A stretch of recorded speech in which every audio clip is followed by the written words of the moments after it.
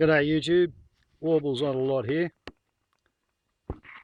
Coming up to the 1 o'clock news, and this morning's news was that a Liberal backbencher by the name of Craig Kelly, who's the president of the Parliamentary Bipartisan Friends of the Coal Industry Association, has been interviewed by Piers Morgan, British gun journalist, and some woman from the British Bureau of Meteorology, and he's made a thunder and fool of not only himself but also the entire Liberal National Government of Australia and its underlying attitude to science, to global warming, to the drought, and to the bushfire crisis.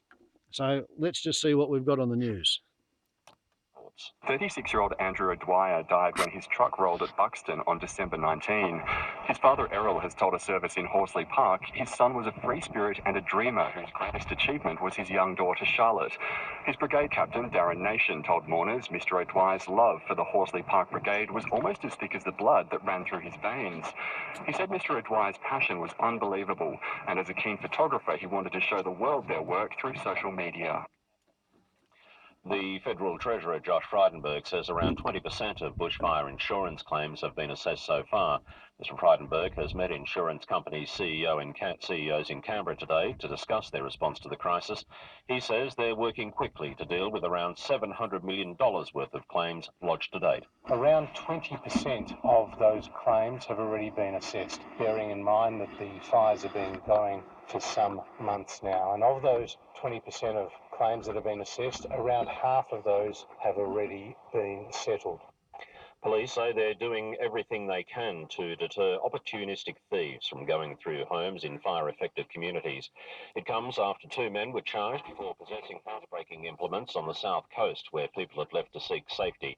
Assistant Commissioner Joe Casser says extra resources are being utilised to protect homes. We've got large numbers of police from the Sydney metro area that have come on board, and they're predominantly there to reassure our members of the community, to protect, to patrol all around the disaster sites, particularly the vacated premises. People keen to help fire-ravaged communities have been urged not to donate clothing, toys and furniture. The Office of Emergency Management says local communities are best placed to know how to meet their emergency needs. Spokesman Jeremy Sheehan says unsolicited goods are causing problems, especially at community halls. These halls get filled up to the roof with bags and bags of clothes and goods, and it takes a long time and a lot of cost to sort through them, and at the same time the community has nowhere to come together while it's full.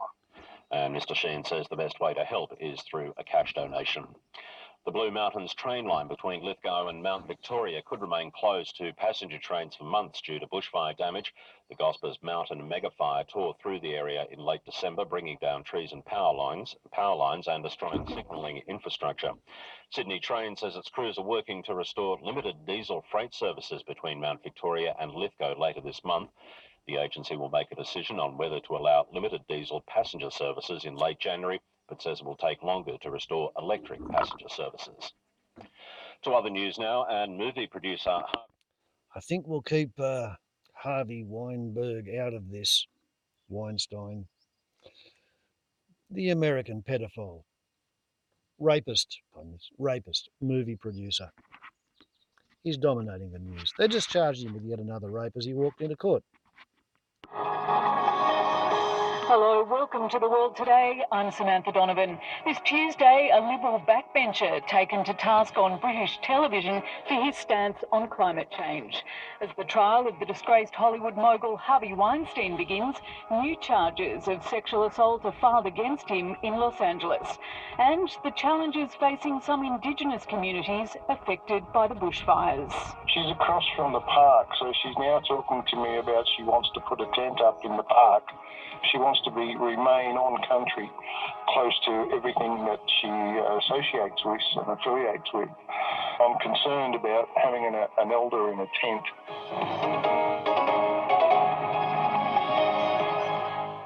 First today, as bushfire victims start returning to what's left of their homes, it's feared many of them won't have the insurance to cover the cost of rebuilding.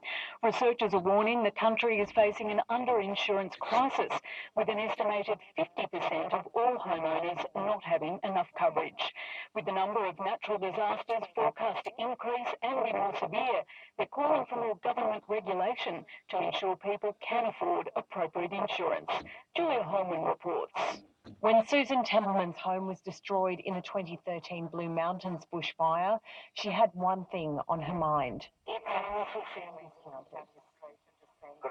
after house gone and just a mess of rubble. But my first thought and conversation with my husband was, gee, I hope I paid the insurance. Fortunately, the federal Labor MP from Macquarie was up to date with her payments, but her insurer didn't give her the news she was hoping to hear. The first thing they said was, oh yes, well, we'll pay out your claim. And I said, oh, well, what about rebuilding? The insurance policy says you'll either rebuild or pay us out. We'd like to rebuild. And they just looked at us and said, well, no, we're not going to rebuild you. You're underinsured. And that was just like a bolt from the blue, like completely through us. Even though Susan Templeman had insured her place for its market value of around $400,000, the cost to rebuild was around $600,000. It's all thanks to work that was done after the Canberra bushfires, where there was so many homes lost and all the building codes were reviewed nationally. So a lot of houses that back onto bush that are built to these new standards don't look a lot different from the outside, but instead of just having a colour-bond sort of roof, they've probably got 6 or 7 layers underneath that roof to prevent embers from going in and to reduce the impact of heat and ember attack. So those costs, you can't see them. You don't look at it and go, wow, there's an expensive house, unless you know that you're looking at something that's built to withstand heat and ember attack much more than the normal home. It's a situation that happens all too often. It's a huge issue. Nearly half of us are probably underinsured for our properties, and you might never find this out unless you have a disaster happen on your house. Chloe Lucas is a research fellow at the University of Tasmania, and she describes it as a nationwide crisis of underinsurance. Most people use insurance calculators online, and it's very hard to get those to give you a calculation that really reflects the real value of your property. They most often are based on the market value of your property, and that's very different to the cost of rebuilding after a disaster. She suggests homeowners should add at least 20% to what they think their place is worth, and she says the insurance sector and the government also have a role to play. I think the government needs to step in and think about regulating the insurance industry more, so that people with lower means can be subsidised to make sure that they have enough insurance, and also people who do make changes to their houses to lower the risk can have their premiums reduced to reflect that. The insurance sector says it's received claims worth $700 million since September from the bushfire crisis, and says as many as 4 in 5 of the homes affected are underinsured. The Insurance Council of Australia's Campbell Fuller also wants the government to act. The Productivity Commission has recommended that the federal government spends $200 million a year, matched by state and territories, on natural disaster resilience and mitigation, because in the end, we're better to spend the money to prevent something happening than to spend even more money in the recovery phase. The Federal Treasurer Josh Frydenberg is meeting with insurers today.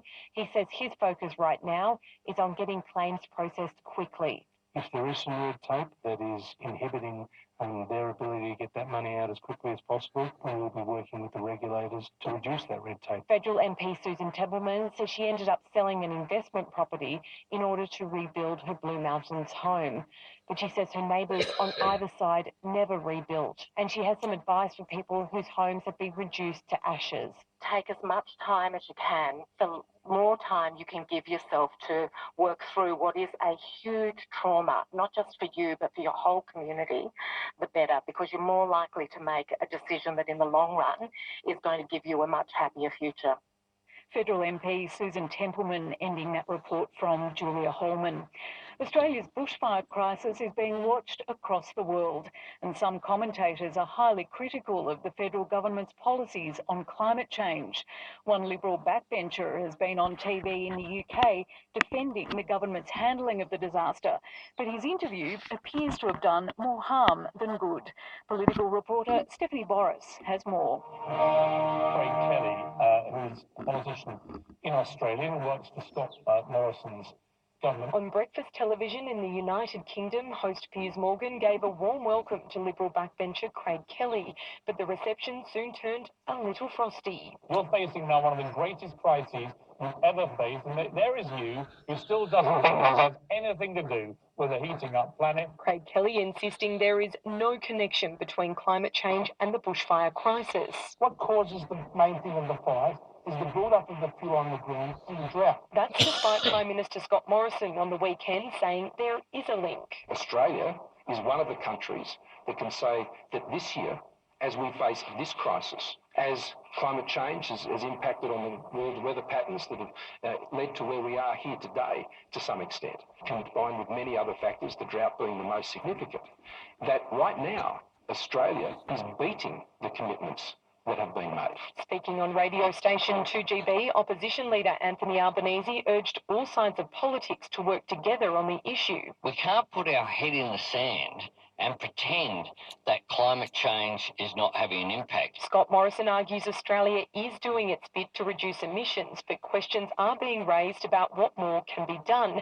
During the TV interview, Craig Kelly attempted to defend the government's record. And to try and make out, as some politicians have, is to hijack this debate and exploit this tragedy to push their ideological barrow that somehow or other the Australian government could have done something by reducing its carbon emissions that would have reduced those bushfires. Is just complete nonsense. His appearance has fueled claims Australia is not addressing climate change, but Emergency Management Minister David Littleproud says the backbencher's comments were out of line. That's just a sideshow. He doesn't represent the views of the government and what he's saying there, and quite frankly, I've got better things to do than worry about what a backbencher goes and says on international TV. You know what? There's people's lives that we're trying to rebuild. There's 26 Australians that have lost their lives. During the combative interview, host Piers Morgan wasn't the only opponent Mr Kelly faced. Our weather expert, Laura Tone, wants to respond to you. Laura.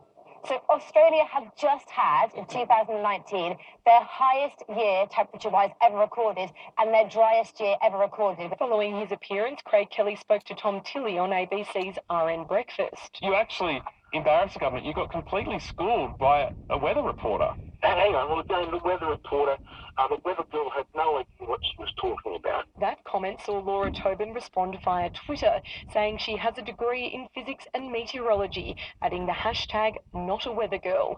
Craig Kelly, who the Prime Minister has previously banned from media appearances, insists he did the right thing by going on air. It's very important. Everyone outside of politics defends our Prime Minister.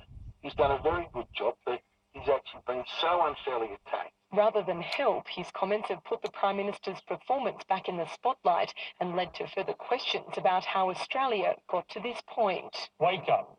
Climate change and global warming are real, and Australia right now is showing the entire world just how devastating it is. Good morning, Britain host Piers Morgan, ending that report by Stephanie Boris. Milder conditions are bringing some relief to the fire-ravaged communities of New South Wales. Firefighters are using the reprieve to strengthen containment lines before temperatures rise back into the 40s later this week. More than 1,500 homes have been destroyed in that state this fire season, and about 650 have been damaged. Our reporter Isabel Rowe is in the Southern Highlands town of Avoca, where volunteers are working to rebuild their community. Just been heading along the road. Okay. I've been resisting the temptation to make a video about the Liberal National Party's sudden avalanche of agit propaganda attempting to blame the Australian Greens for the bushfire crisis. There have been two broad avenues, perhaps three, to this agit propaganda campaign. The first one is the people who told me, and the woman concerned and her daughter, they have most of their money come from a grazing enterprise, not my next door neighbour, somebody in town. Shop owner whose hubby's in a mook house. That's half of the 9th trailer load of sticks, by the way.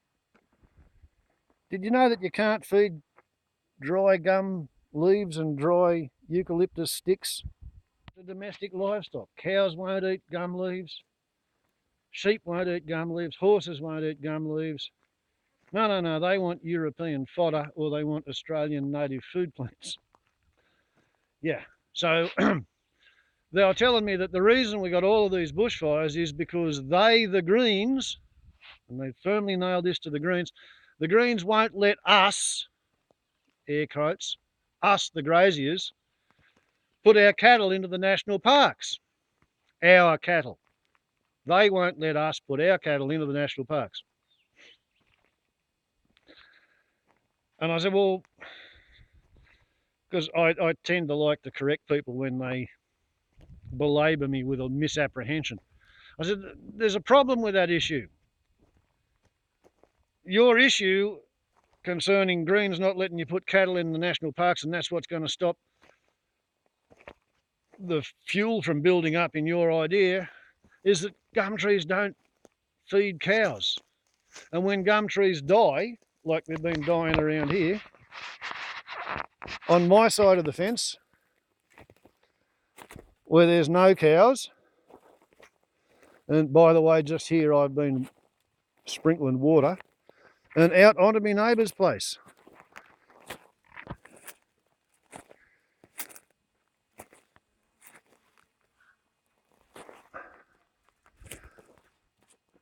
If you actually look at the ground, fire will go slower over my ground and the ground that I've been watering of his, because here you've got green leaves. Green leaves that are alive, and they're alive because they have a moisture content. And the moisture content of the green leaves in the grass and the understory is higher than the moisture content in the sticks and the leaves. The sticks and the leaves, most of them are there because the canopy has been dying for a couple of years. And yeah, if you look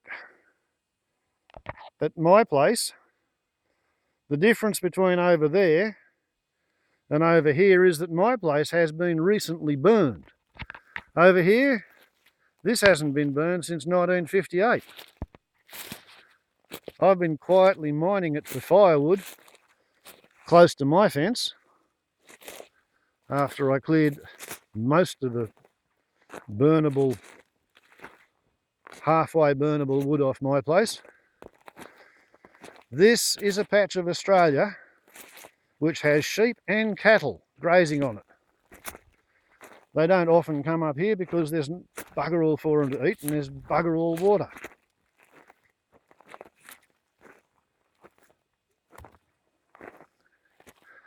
I really don't see that running sheep and cattle in a national park is going to change the fire danger in the national park. The only thing that's going to change the fire danger in the national park is if the national park starts to be managed for fire, for hazard reduction. Right, bear in mind, this is a cow farm, this is a sheep farm, right? This is what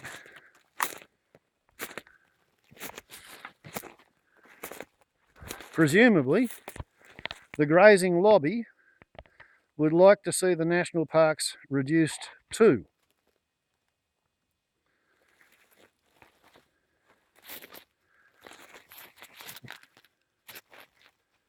Right,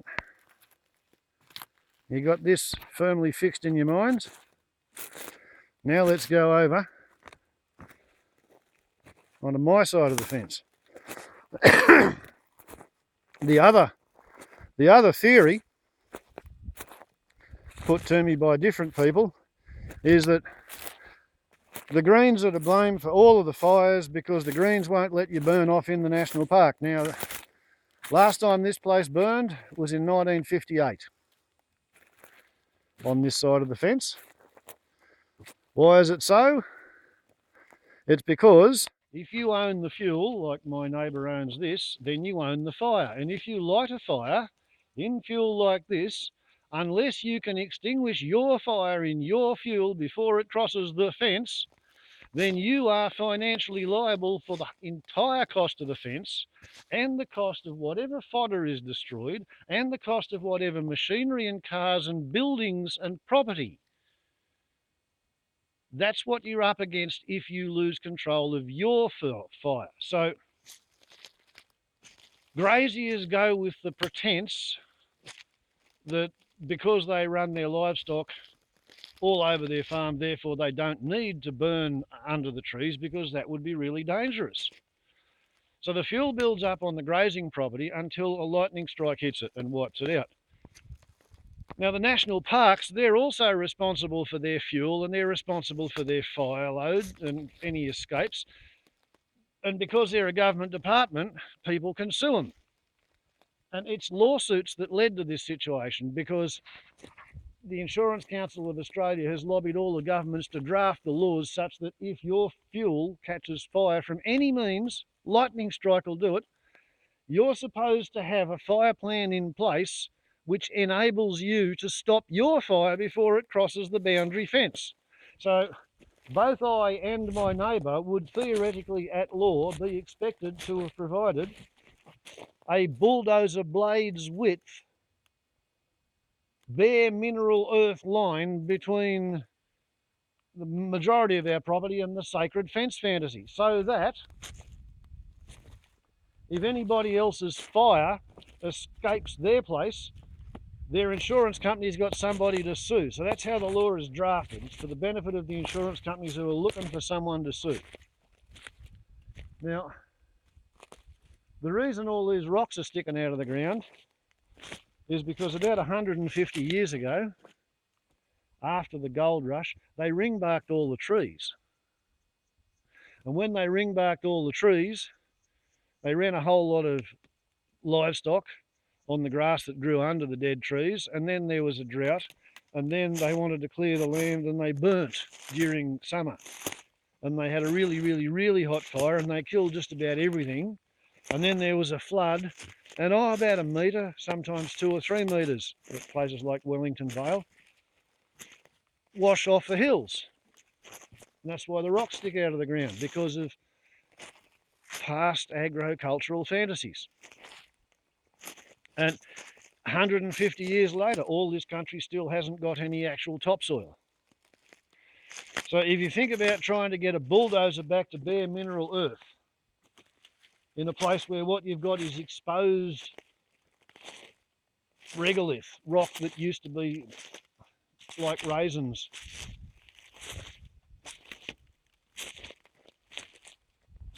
weathered exfoliated basalt is what this is. Once upon a time it was like raisins in a loaf sitting in topsoil, but all the topsoil's gone. And now the trees have died. But my belief is that it's better to have something at ground level. Well, there we go, that's a piece of actual greenery on my neighbour's place. Something at ground level that's green, therefore wet, thus and because it's got water in it, and water has 10 times the thermal mass of steel. It takes a lot of heat to change the temperature of water. So if you graze the country back bare to stone, sticks and dry leaves, which is what the grazing fraternity wants to do with the national parks, you'll turn them into the same sort of fuel bomb that all the privately owned grazing country has become. Ah, look at this. Epicormal regrowth. A tree that died last year having a go at coming back to life. There's a fair bit of that going on. And I got to say that if this doesn't burn, if we get rain, all these leaves should, in theory, turn into soil. But I've been watching the guts of this tree, and over the 30 years it's all just dried out. Like this would burn fairly intensely. And there you go, that's the funny part about this.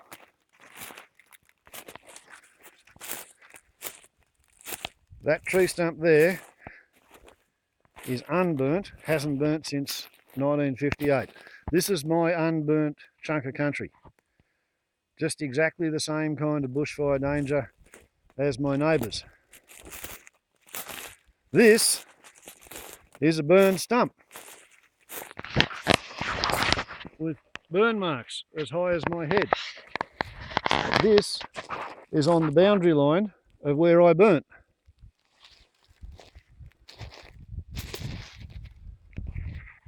Sort of straight over to there. Actually, no, here to there and then along.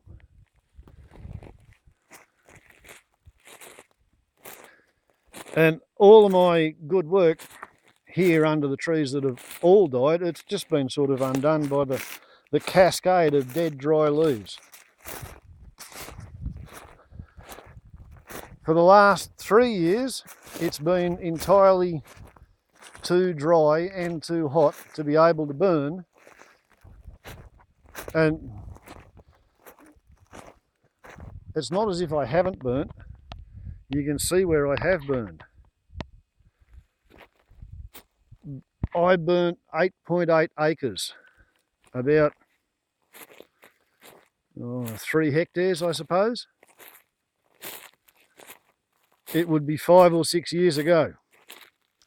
If you want to see it, go into my playlists. There's one of them called Solo Hazard Reduction Burn Program, and there's probably 33 videos covering when I burnt all of this, explaining how to burn it, how to prepare wet lines and lay wet lines, how to improvise drip torches. This is all pretty good.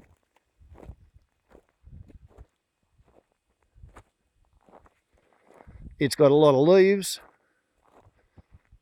A hell of a lot of the grass is still green and alive. Around here I haven't slashed. And compared to the other side of the fence on the sheep and cow farm, where the farmer is literally too busy to burn off. Burning this, if you decide that it's likely to be a day when you can burn off, you have to start getting ready at about 1 o'clock, 2 o'clock, so that you can light up at 4 o'clock in the afternoon. So this is the kind of short-term protection that burning off gives. It gives you absolute protection for about 2 years. But if you do it every 2 years, you just reduce your country to bare rocks. So I was going to have a go at burning it maybe every 5 years.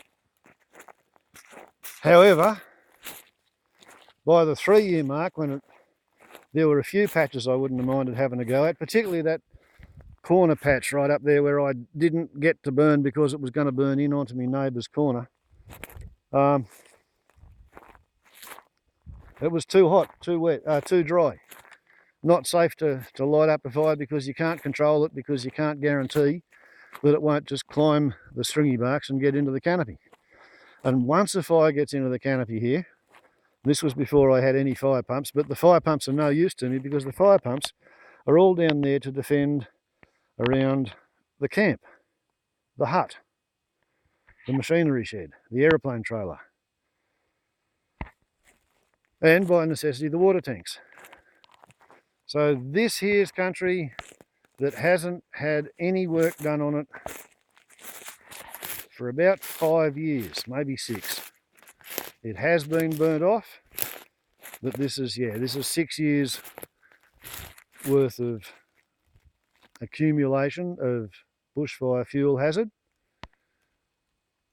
and the drought has killed the canopy, and we've missed out on 91% or 93% of a full year's rain over the past 2 years.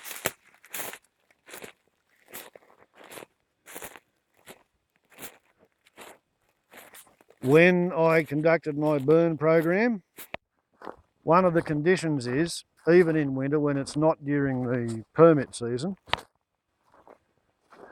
you have to ring the burn notification telephone line and tell them where you are and what you're going to do. That's so that when somebody sees your smoke go up and rings 000, they know to just squelch it, shut it down, because they know that it's under control. A burn notification lasts 3 weeks. You have to do that more than 24 hours before you light the fire. You also have to ring your adjoining neighbours. Tell them what you're going to do at least 24 hours before you light the fire. Then, and you have to personally tell them this, you can't just leave them a note. Then every 3 weeks, if you want to continue with your program, you have to ring the whole round table of them again. Once you enter permit season, new layer of paperwork comes onto it. You then have to contact your local fire brigade permit officer, the one covering your area, go and physically visit them at their place of residence, sit down, explain what you want to do. They'll fill out, if they feel so inclined, a fire permit in triplicate in a book, and they keep the book and you get the original. And you must have that fire permit on your person physically while you are conducting the burn. And you've got to comply with all its rules and regulations, including ringing the permit notification line as well as, or permit activation line. And there's a 3-week time limit on that. And during a total fire ban, all permits are cancelled.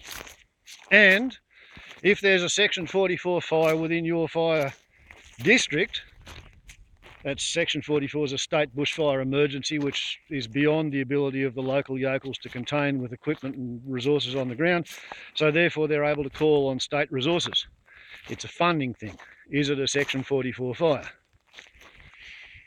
If there's one of them in your fire brigade district, in this case the Northern Tablelands district of New England, Section 44 anywhere in New England, all permits are cancelled. So even though at times I've had 75 millimetres of rain over 8 days, and I could have safely burned off some of my hazards, this year I wasn't allowed to. I didn't even dream of ringing up and asking for a permit because there were Section 44 fires burning in my area. Now, one of the things you don't want to do is dry out the soil. Remember I told you the story about the bulldozer blade width in order to contain any sort of a fire and how much damage that would do? Well, when I was ringing up my neighbour on the south side every 3 weeks for 3.5 months, explaining to him that, you know, well, I'm still going on with my burn program, so don't worry if you see any smoke, it's just me. He apparently felt motivated to pay a fellow with a bulldozer to come and clear a fire trail, so that if I managed to lose anything, I would pose less of a danger to him. Or, conversely, if he has a fire and he loses it, you can kind of sort of like get a fire truck up here on his place and you can stop it before it reaches my boundary. So as damaging as it is to the environment, he's doing the right thing. He has the resources to do the right thing. I don't have the resources to pay a bulldozer to do that to my place. So that's the boundary fence to my south. This piece that I'm walking on now, this again is the bit that I did not burn because I wasn't confident of my ability to keep his fence safe. My theory was to first burn everything over there along what used to be once upon a time the runway for my ultralight aeroplane fantasy, a business commercial fantasy. once I'd burnt along there and I could use that as a safe backstop, then I was going to wetline the fence and burn in off the fence. So this hasn't had any fire through it since 1958. This is the unburned country.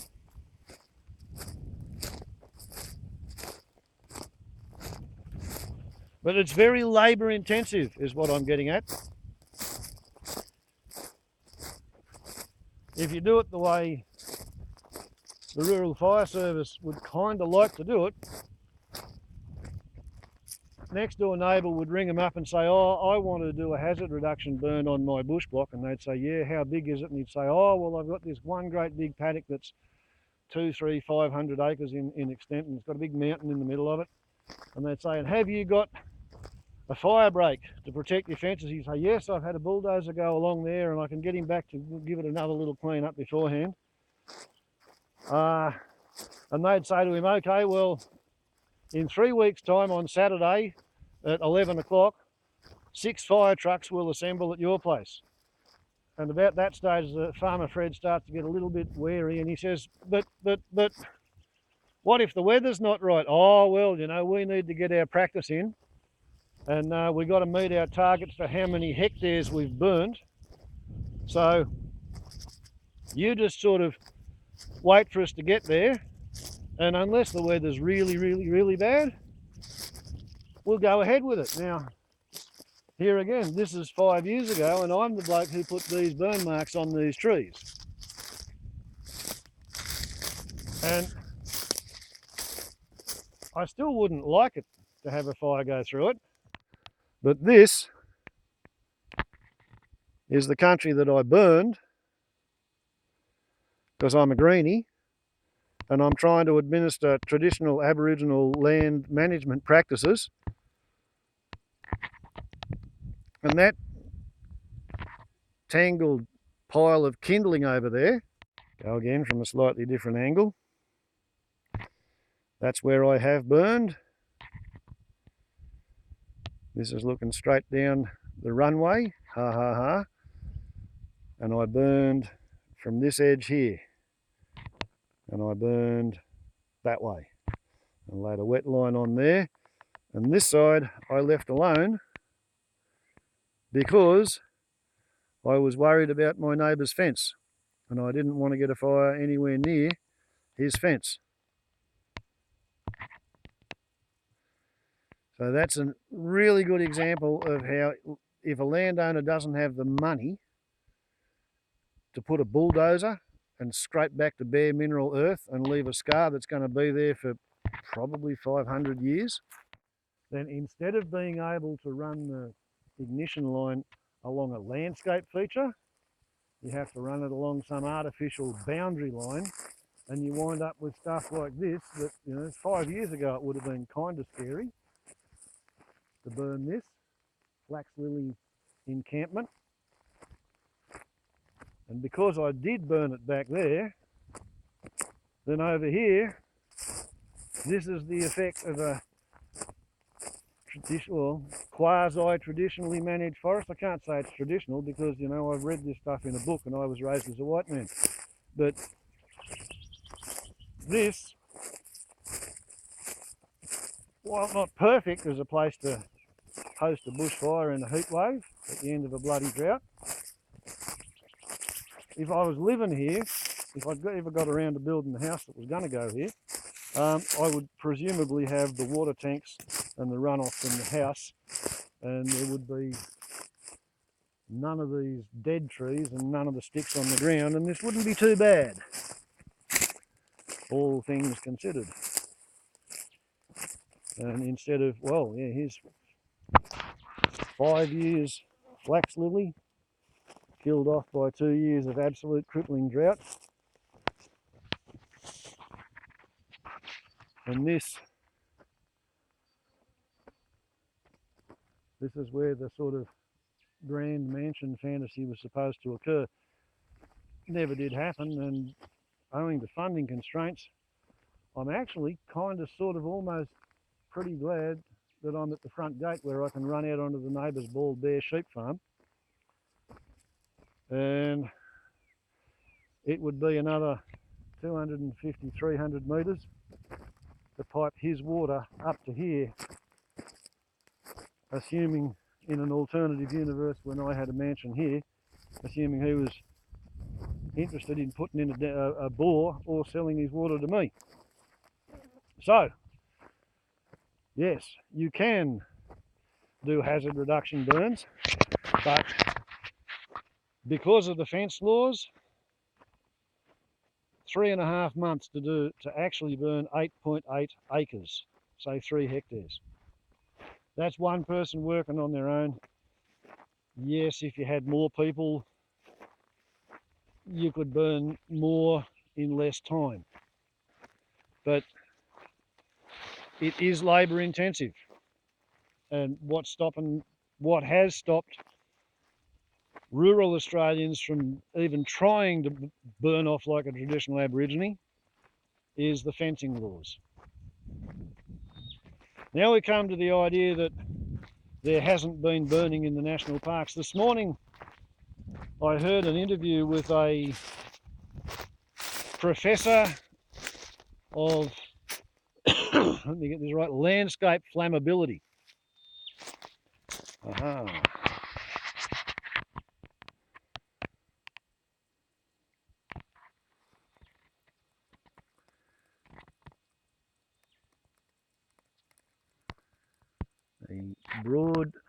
A Border Striped Gecko. I think it's probably on the endangered species list these days. It was only rare and threatened when I first came up here. But yeah, I don't know how many of those endangered species I have up here, but that's not the only one. I see them every couple of months, all over the place.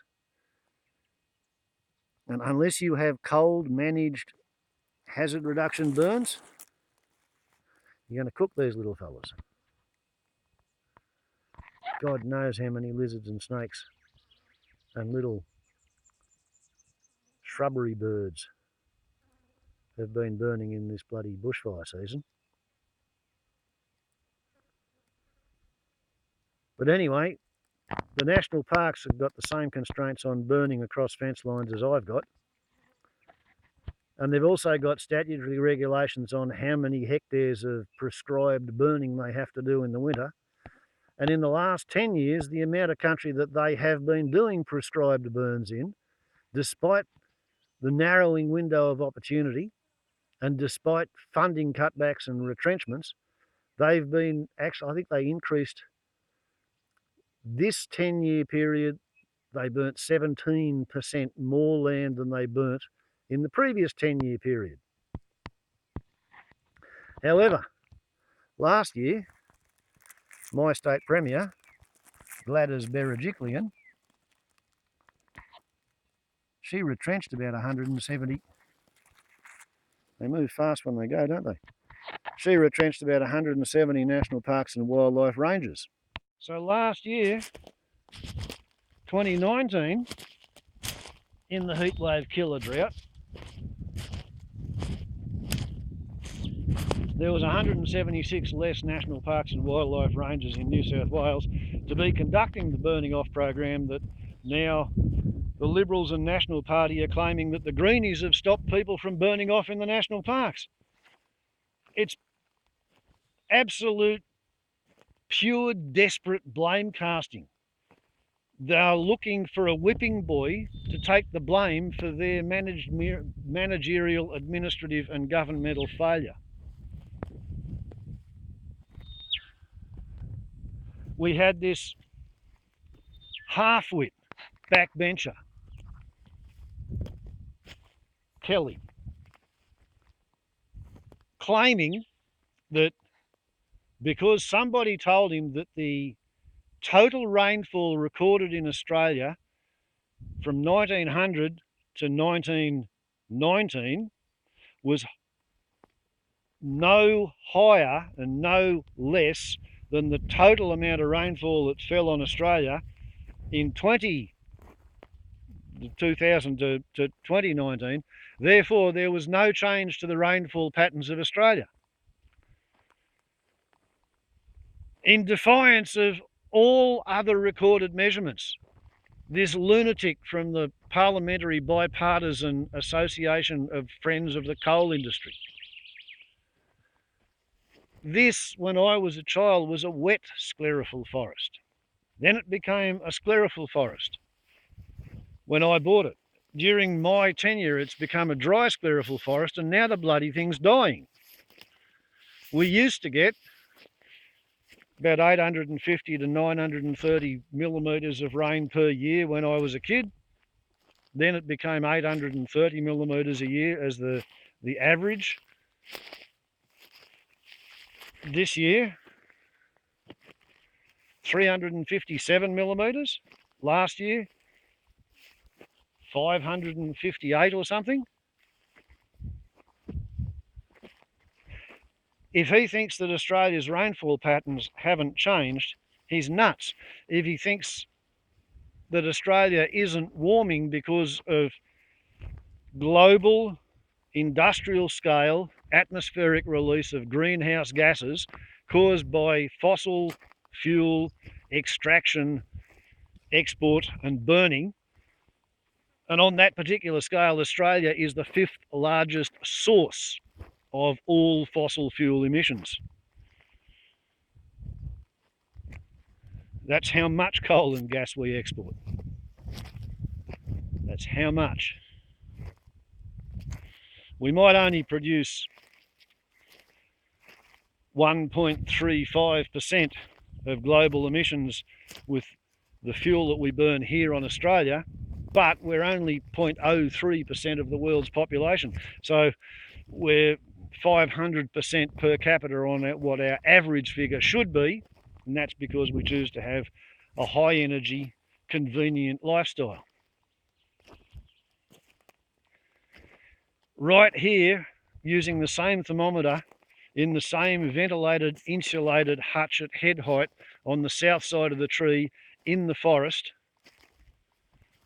taking figures going back to 2007 because it's the earliest year that I've got rainfall and temperature figures, all written on the same calendars. 2007, we were in the millennial drought. Right here, we missed out on 8.9% of our expected average rain, and everybody thought their throat was cut. The highest temperature in December 2007 here was 28 degrees on one day. 28 degrees on one day. 2018, we missed out on 35.5% of our rain. The highest temperature was 33 degrees, up 5 degrees. I think there had been 5 days of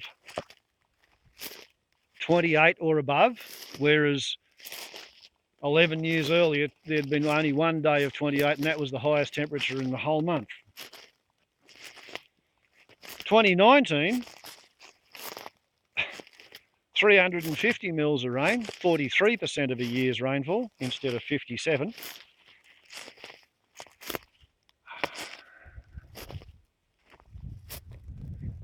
Right here, the temperature for December 2019 was 1.94 degrees, the average temperature for the whole month. All the minimums, all the maximums, take the average of 1.94 degrees, hotter than it was in 2018. A bee's dick under 2 degrees, and 2018 was 3 degrees hotter than was 2007. So we've had nearly 5 degrees of warming on this part of the globe in a mere 12 years. Barnaby Joyce has been our Member of Parliament since about 2013. It's very fair to say there's been 4 degrees of global warming in the electorate of New England since Barnaby Joyce became our Member of Parliament. Now, I don't pretend that I can tell you in detail what the intricate mechanism is, but the overall effect is we get the weather we vote for. I'm stuck with the heat wave. I'm stuck with the drought because 53% of my neighbours voted for Barnaby Joyce, and New England is warming faster than anywhere else in Australia. Australia voted for Scott Morrison, and Australia is warming faster than anywhere else on the planet. And Australia is the 5th largest source of coal and gas, of fossil fuel emissions. If that's not karmic payback, then I really don't know what is. When you get Liberal and National Party members of Parliament claiming that, oh, all these fires are being caused by arsonists, we all know that. Actually, no, we don't know that. We know something completely bloody different. What we know is we're getting 150 fires a day started by lightning in the dry fuel load. The dry fuel load is caused by the lack of rain, and the lack of rain is apparently caused by somebody 2,000 to 5,000 kilometres upwind of us having cut down their forest, because whereas we were taught in school that air blowing over the ocean picks up water from the wave spume, and that wet air comes inland and that causes the rain, actually not as much as you'd think. What actually happens is trees with their leaves have a really large engagement interface area with the atmosphere, and each leaf on each tree is transpiring, breathing out. And as trees breathe out, they breathe out water vapour. So it's called evapotranspiration, as the solar panels of the tree soak the air in moisture. And if you want it to rain, you better hope that nobody cuts their forest down upstream of you. The way Australia got its central desert, it wasn't ionic death machines playing with the rainfall. It was people hunting megafauna with fire 45,000 years ago. They lit so many fires so often they killed the seedbed, they basically sterilised the west coast. So they shut off the rainfall pump that would bring the otherwise wet, salty condensation from the sea spray coming in off the Indian Ocean. The particular plants that were able to tolerate that level of saltiness and recycle it as fresh water coming back up out of their leaves, yeah, that all got burnt. So the rain pump got buggered on the western side of the country. The rainbow serpent as a religion looking after the environment, there's no evidence of that being actually in place before 12,000 years ago. But for 12,000 years since the end of the last ice age, the people who lived here managed the landscape consciously, deliberately with fire.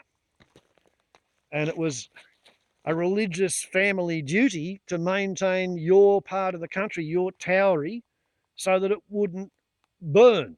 You also had to manage its population so that during a 10-year drought, which happened every 200 years, nobody died of starvation.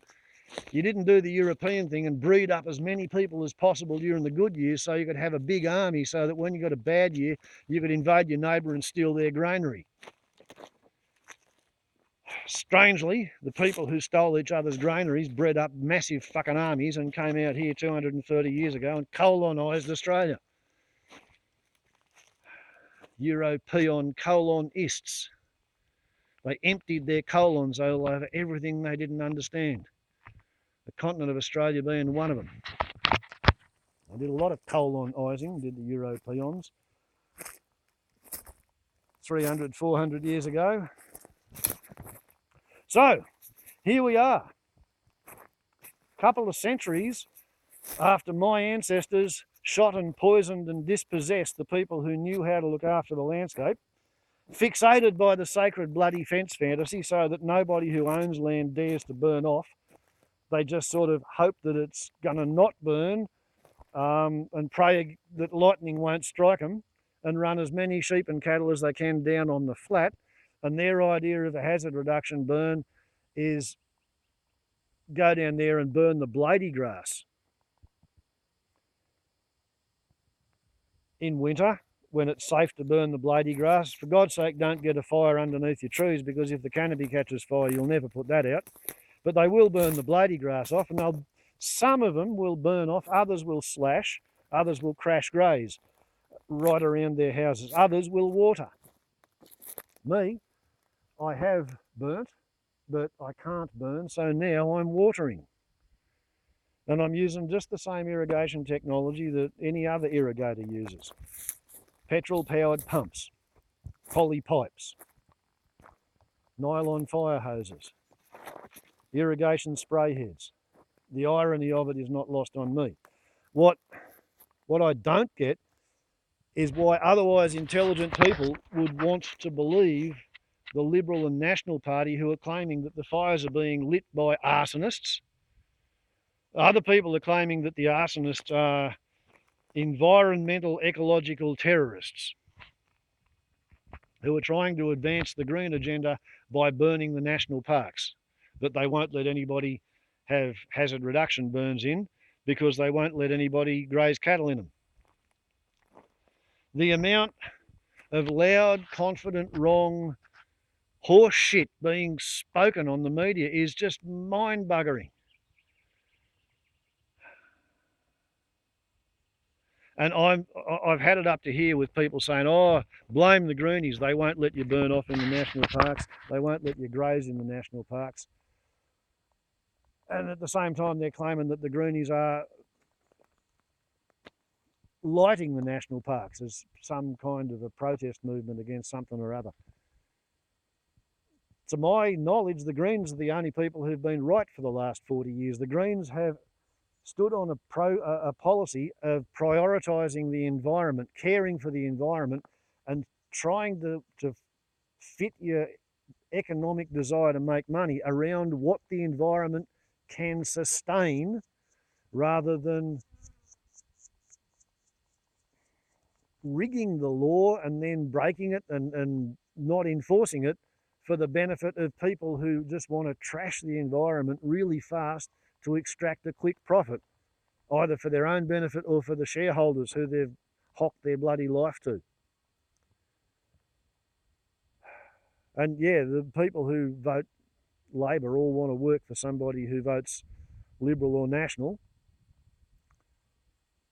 The people who want to dig holes in the ground want to get paid for digging holes in the ground. They can't imagine any other way to pay for their flat screen TV and their annual clap-catching holiday to Bali.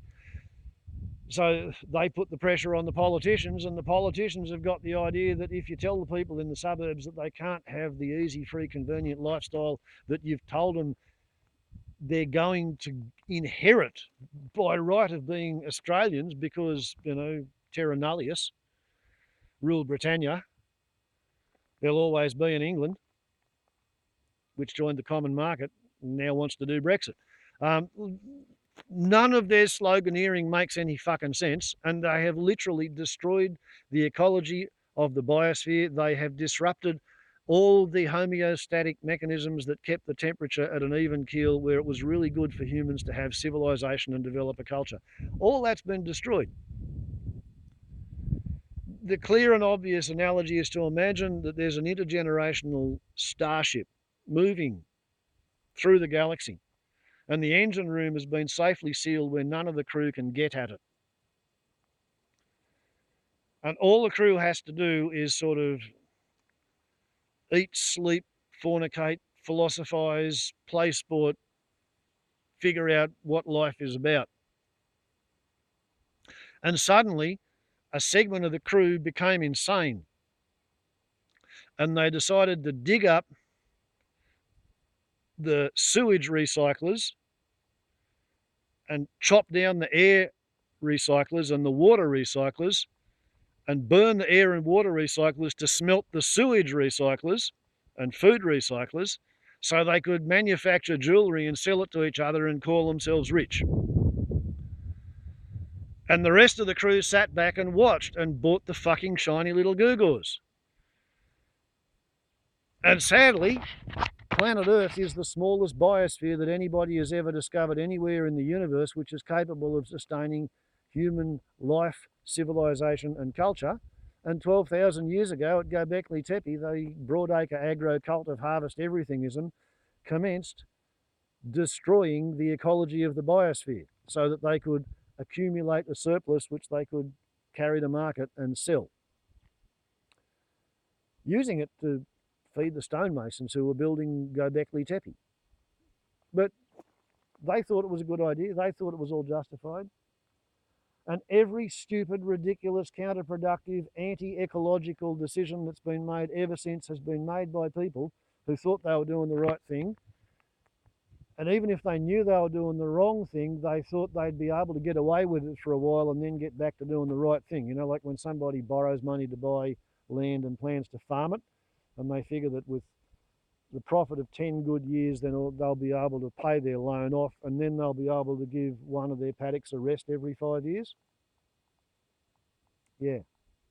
But instead of getting 6 good years in 10, and 3 average years and 1 bad year, now you're lucky to see 1 good year in 10, and 3 average years, and 6 years that are an absolute wipeout drought, flood, fire, cyclone, something goes wrong.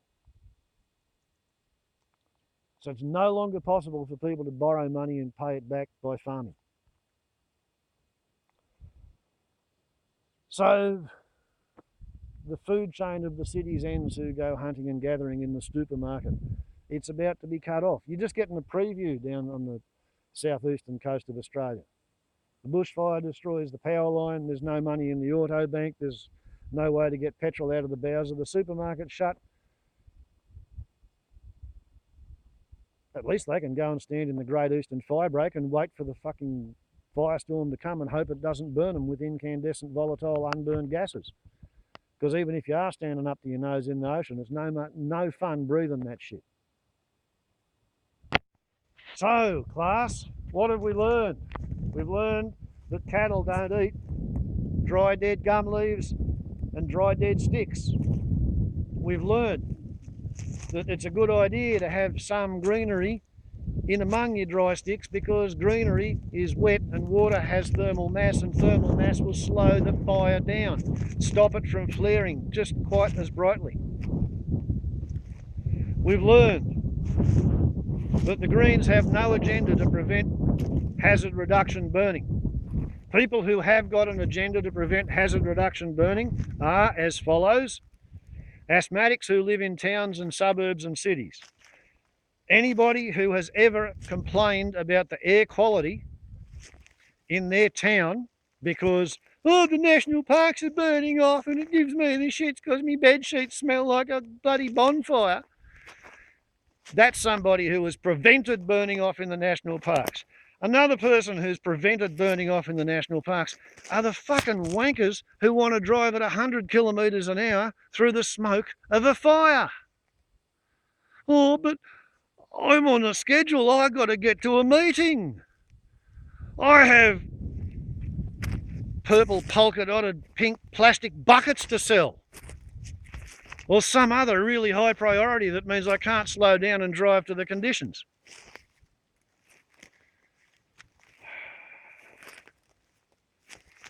The people who say you must have your country fenced so you can control your livestock so that you can take your own livestock to market and sell your livestock. You're not allowed to let the livestock roam the landscape and hunt the ones that are on your land, because if you do that, all the European livestock will die, because you don't get feral sheep. There are some feral cattle, but not a lot, because non-native animals have to be protected from predators, parasites, competitors and disease, as well as the weather. So they escape from the farm and Australia kills the sheep.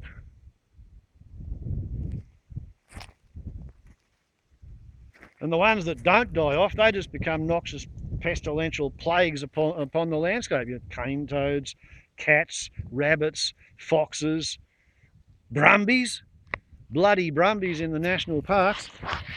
The half-wit they've got as a Deputy Premier of New South Wales, he thinks brumbies are traditional to Australia. Well, in the Snowy Mountains, brumbies were traditional among Europeans and they weren't wild. Brumbies in the Snowy Mountains should be sort of kept on a string, on walking around on rocks or concrete, somewhere where they're kept out of the streams, off the topsoil, away from the murnong and the yam daisy.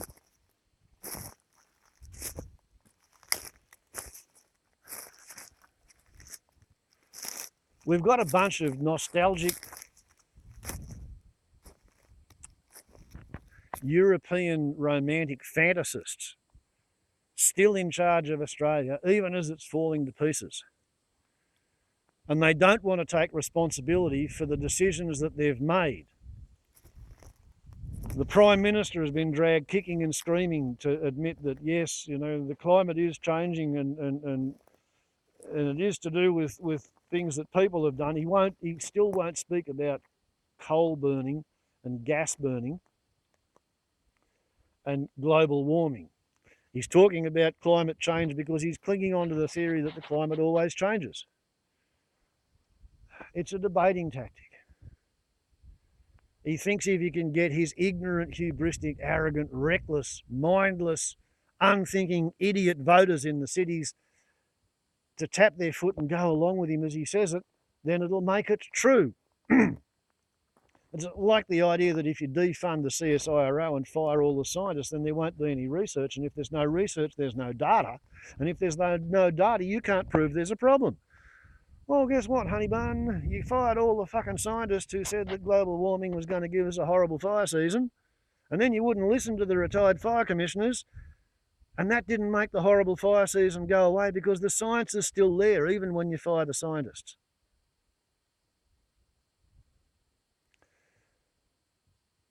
And the evidence is in. Barnaby Joyce is Australia's #1 environmental scumbag.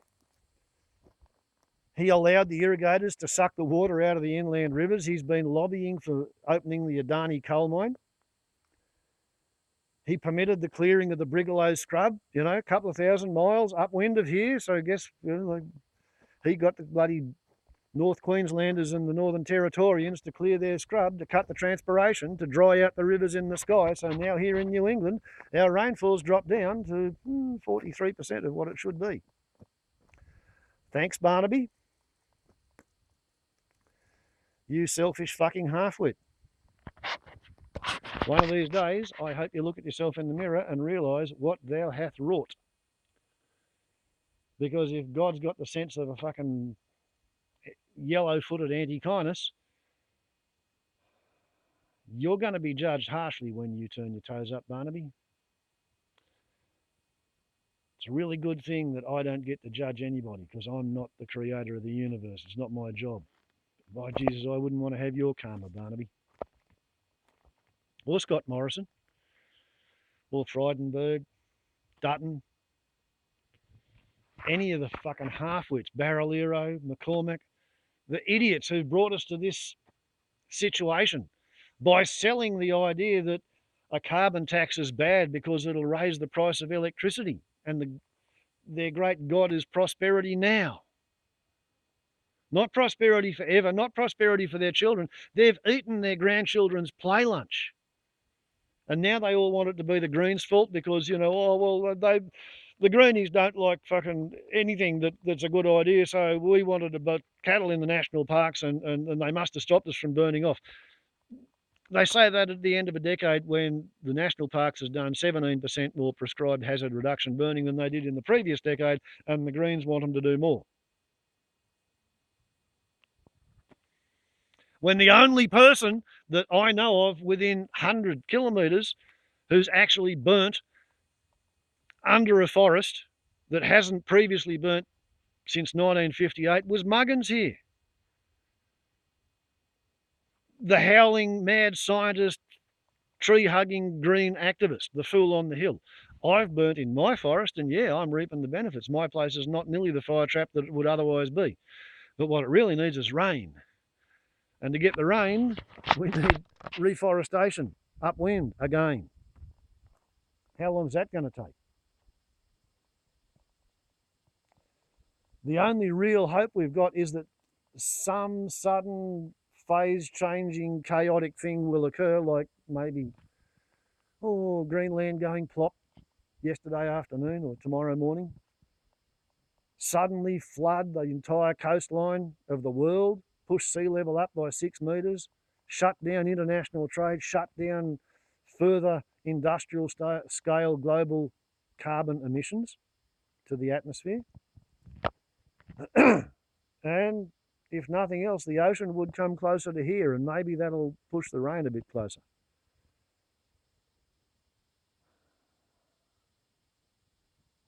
Spent my adolescence, well, childhood, adolescence, and young adulthood getting ready for and expecting global thermonuclear war, and thinking that around here that's not actually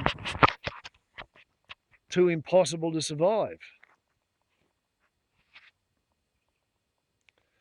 5 degrees of global warming in 12 years right here in my front yard. No, I never expected that. I never expected that. But that's what I've got.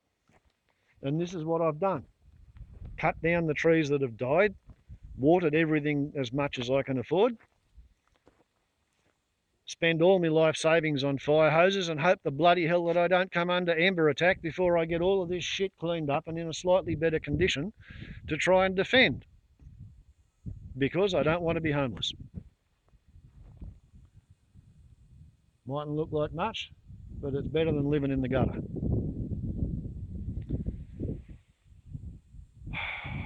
So, if anybody knows any of the people who are claiming that the reason we've got bushfire emergencies is because greenies won't let you burn off, please direct them first to this video and then to my playlists to the solo hazard reduction burn program. And they can go and they can see me playing with literally fire tornadoes right out here. Because I've burnt all of this. Actually, this bit I've burnt several times. This is where I learnt that it's a silly idea to burn every year, because you just kill everything and you go back to rocks and you've got nothing on the ground. For 10 years after that, I slashed and whippersnipped to try and cut the grass down and build up the topsoil. Then I learnt how the Aborigines used to burn, and I tried doing that. And then I got stopped by the drought. So, consider that to be a little bit of reality awareness therapy. Something to counter the absolute garbage and horseshit being peddled by the Liberal Party and the National Party. The Clive Palmerists, the One Nationists, the hunters, shooters, fishers and feral pig rooters, and everybody who ever voted for cheap electricity and more coal mining and burning and export, and more natural gas extraction and refining and export. Everybody who prioritised the economy over the environment. That's who brought this crisis upon us, not the bloody greenies. For the last 40 years, the only time I as a greenie have won an election was when Carol Sparks stood for Mayor of Glen Innes for re-election.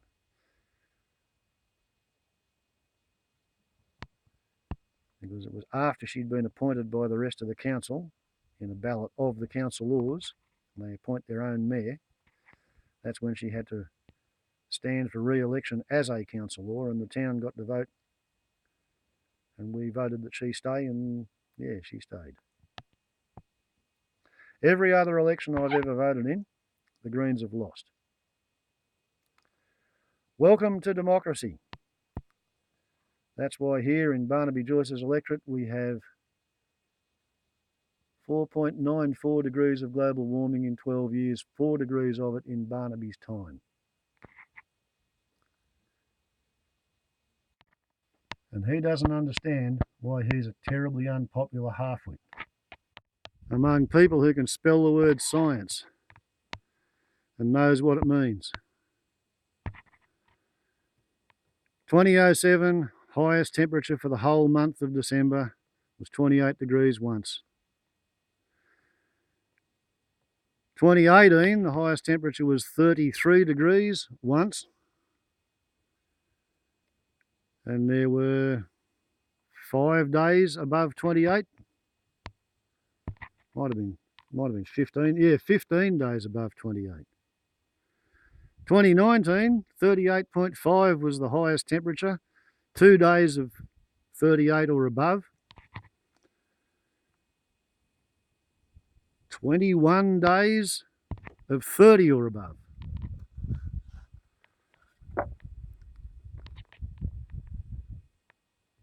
I don't see any evidence of cyclic behaviour. I see evidence of tipping point and a major bloody change. All brought about by people who thought that it was perfectly logical and defensible and reasonable and justifiable to burn all the carbon that we have already burned. And a large number of them think it's still defensible, even looking at what we've done to ourselves.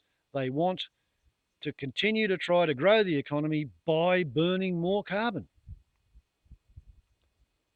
How bad's it going to get before they wake up to themselves? How many people like that have already lost everything they've ever worked towards or for? How many of them are in debt for things that they don't own anymore because they borrowed money to buy something, did it on a personal loan, and they didn't insure it?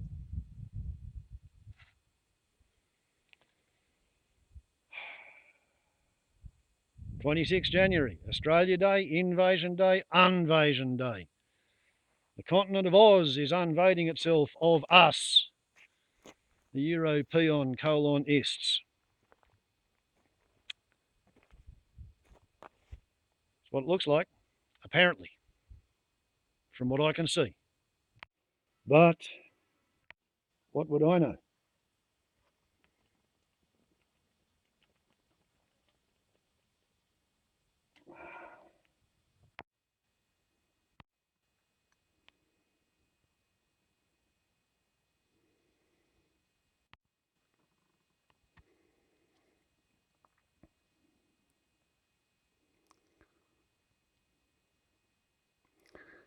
Hazard reduction burning soul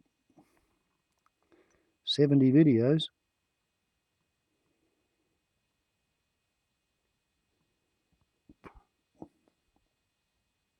What would I know? Hazard reduction burning. Australian native vegetation expects to be burned carefully and over 40,000.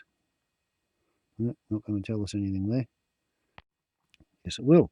Over 40,000 years of Aboriginal landscape management has epigenetically fine-tuned the ecology so that either you will burn the country and do it properly, or the country will burn you for what amounts to negligence and breach of contract, perhaps even criminal malfeasance. I bought the title deed for 100 acres of Australia in 1990, comprising mostly stringy bark and yellow box regrowth forest with wattle mixed in. First cleared in the 1850s by ringbarking and overgrazing, lost all of its topsoil during the mass wasting of the 1870s, which left it exposed and weathered.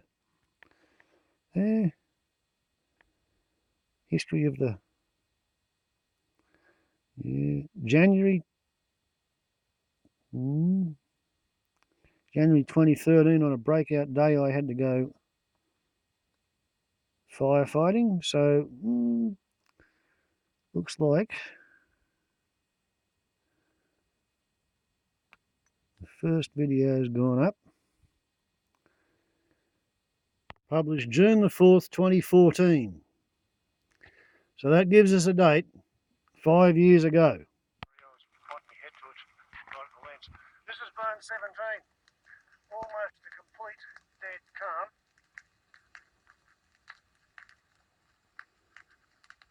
I got out of the heavy forest, decided to come up onto the airfield, what's laughingly referred to as the airfield. This was burnt in 1998.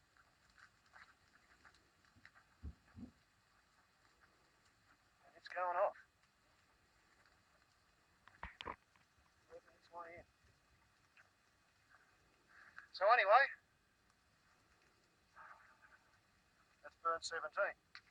Warbles on a lot to YouTube. Ciao. Anyway, I better get back into it. I wonder if that fella's anyone I know. Tell me again how greenies don't like burning off.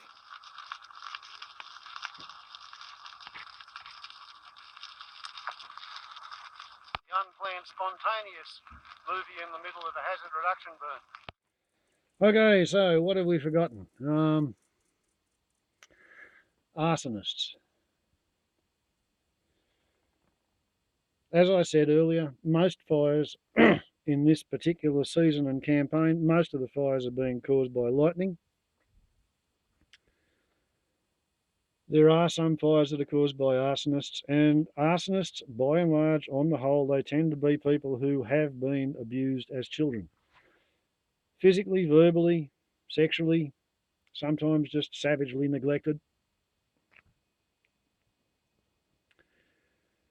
They are acting out. They are attention seeking.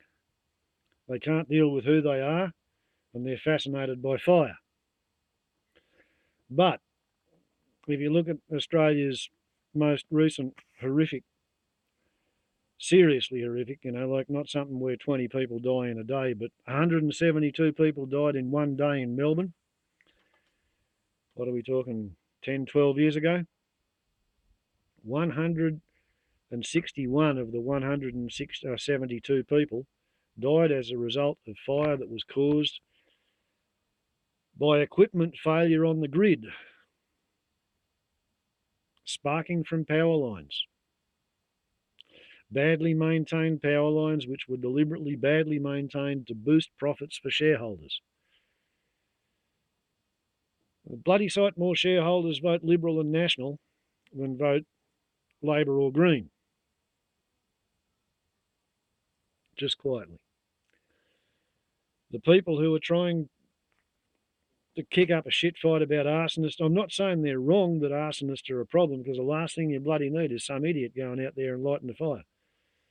But there are not large numbers of them. They're a tiny little category. The police have been onto them very heavily for years. There's a proportion of arsonists who are members of the fire services, and they're hooked on the wouldn't it be nice if hero fantasy, and the only way they can imagine that their life will be worth living is if they go out and fight a great big fire, so they go and start a big fire so they got one to fight. Hopefully the brigade's better at noticing them before they act on their fantasies than they used to be. I've seen the sadness and the shame and the despair that it causes in a town when one of the fireys gets locked up and sent to jail for having lit a series of fires, not so much in this district, but just on the outside edge and in the district of the neighbouring town.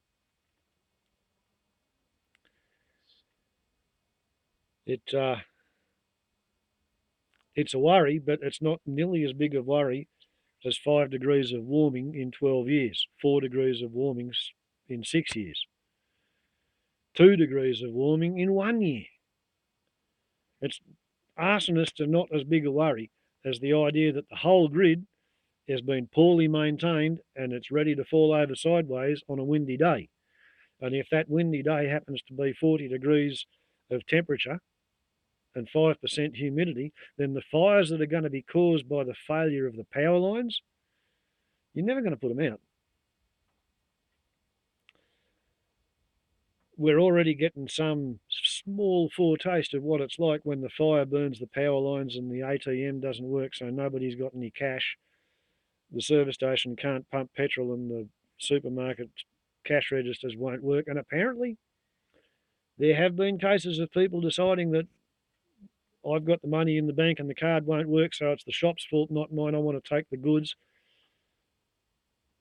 We're not quite on the stage of the police defending the supermarket with guns, but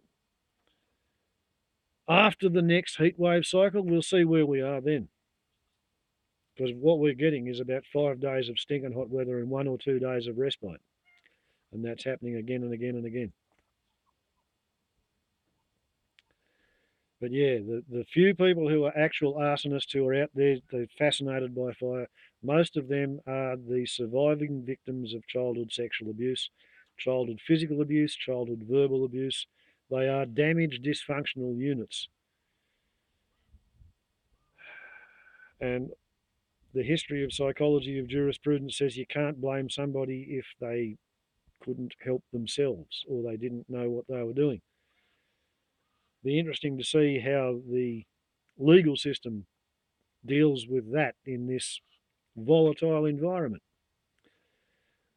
Other sort of people are contrarians and rebellious individuals who think that they want to go and play with fireworks on their local dead, dry grass. I think there's been at least 2 instances of that. Speaking of grass, there's a case east of Armidale where the police charged somebody with lighting an illegal backburn, and the newspaper jumped on this theory that he lit the backburn to protect his cannabis crop, which, if true, would be an absolutely reprehensible thing to do, because backburns are only lit on the instigation of fire control when they know that it's not going to rush away and cook anybody else. A backburn, you have to wait until the fire is so close that instead of the wind blowing the fire towards you, the fire is sucking air from you towards it. And that's when you light your backburn, so that your backburn gets sucked into the fire and consumes all of the fuel between you and the fire. That's what an actual emergency backburn is. Very old technology. Later on, apparently the lawyer for the bloke who was charged with lighting the backburn allegedly to protect his dope crop is supposed to have argued that the accused was lighting a backburn to protect his house. And the fact that there was a dope garden that he'd put beside his house in his garden, that was kind of irrelevant to the purpose of the backburn. The backburn was him trying to do property protection. Then again, because we live in the age of fake news, is the story that the lawyer said that a piece of fake news? Did the lawyer say that? Did the police charge him with lighting a backburn to protect his cannabis? Was that the news media inventing a story to try and make hippies look bad? I don't know. There's so much that's unknown, and there's so much false information being bruited about by people who have a vested interest in taking the blame away from themselves. All I can say is I've walked you through the country that I burnt 5 years ago, and I've shown you the video of me burning it 5 years ago, and I've showed you where to go to find more. There's apparently 65 videos in there, and on my mobile phone I can only access about 12 from the date of oldest publication and 12 from the date of newest publication, and a different 12 from the most popular.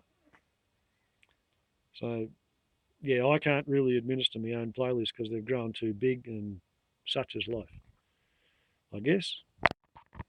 Such is life.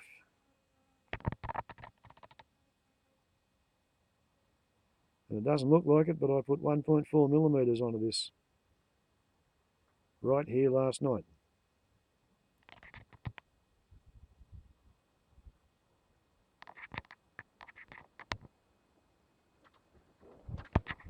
Oh, that was a hot gust followed by a cool one. And I still say that the best way to get the message across to the rednecks is to explain how much fossil fuel you personally or I personally burned in 1994. Because it takes 25 years for a cubic metre of carbon dioxide to achieve 95% of all the warming it's going to do. So this record heat wave is a result of the 2,000 litres of refined transport fuel that I personally bought in 1994, and I burned the bloody lot. And 2,000 litres at 2.5 kilograms to the litre became 5 tonnes. And that 5 tonnes, it sits on top of the probably 5 tonnes that I let go the previous year. And, well, it was 1978 that I first registered a motor car.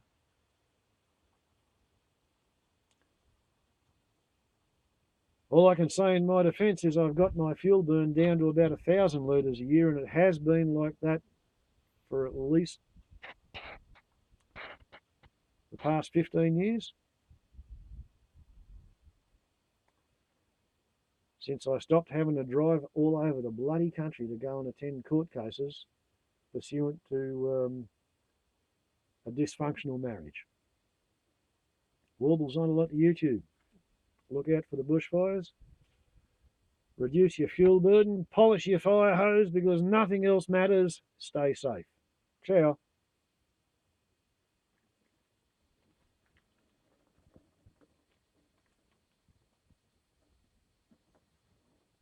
Arr.